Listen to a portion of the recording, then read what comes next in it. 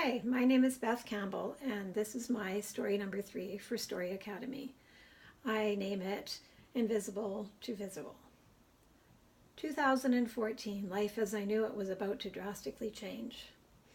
On January 2nd, 2014, my 32-year-old son suddenly died. Shortly afterwards, I was let go from my 17-year job, a job that was a huge part of my life. Shortly after that, my youngest child graduated from high school. 34 years of having a school-aged child in my home. Virtually everything I knew and everything I did was no longer. Growing up, I learned it wasn't okay to be me. I needed to fit in, set an example, be quiet, don't rock the boat. These were the voices I heard in my head. I learned to fit in so well, I often faded into the background, and over time I became invisible. I recall being 8 months pregnant with my first son, waiting to be served at the deli counter.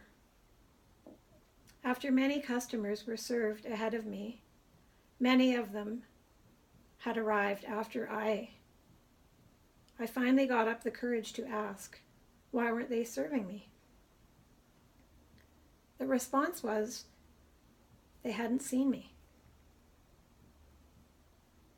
A few years later, I was at the local lumber yard with my two boys in a double stroller. I had the stroller loaded up with 6 flats of bedding plants and patiently waited to pay. There was a man who was giving everyone an invoice so they could go up to the cashier and pay. He kept going past me and not giving me an invoice.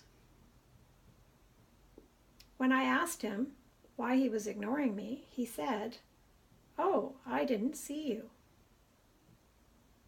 How is it he couldn't see a woman with a double stroller, 2 boys in it, and 6 flats of bedding plants?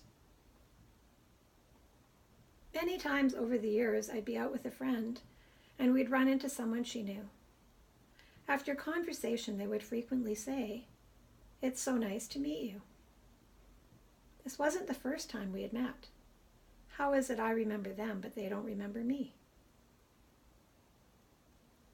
From time to time, I'd step out of my invisible self and really live. As a young child, I ran with my brother and his friends. There was nothing they could do that I couldn't do. Playing on the log booms, railway trestles, swinging on the rope swings, pulley ropes.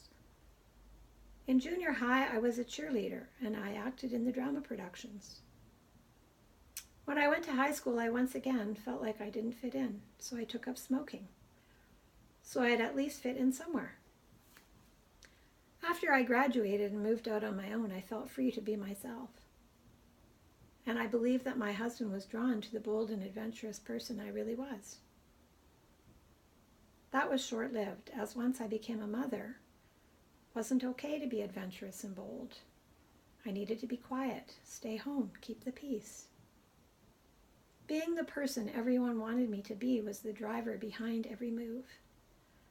I learned to take care of my need to be included and around people by volunteering in my community, on my son's sports teams, my daughter's dance and school events. My work also gave me a lot of opportunities to be seen. The death of my son put such a void in my life. He was the one who encouraged me to speak up, to be open to opportunities and to take chances. I felt like his gift to me was to push me out of the safe space I'd created. After losing my job, I decided to return to school and train as a life coach. After 2 years of schooling, I started my own business, a business where I help people truly embrace who they are.